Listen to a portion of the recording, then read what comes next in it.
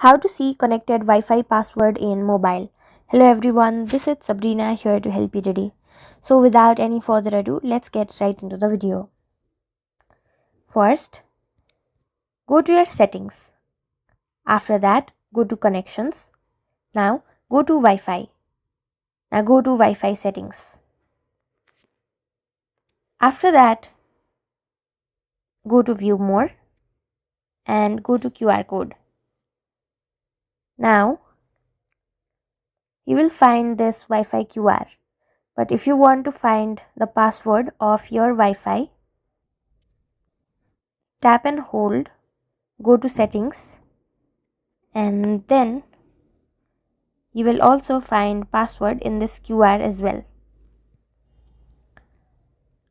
So that's how you do it. Thank you for watching this video. Make sure to like, share and subscribe to our YouTube channel.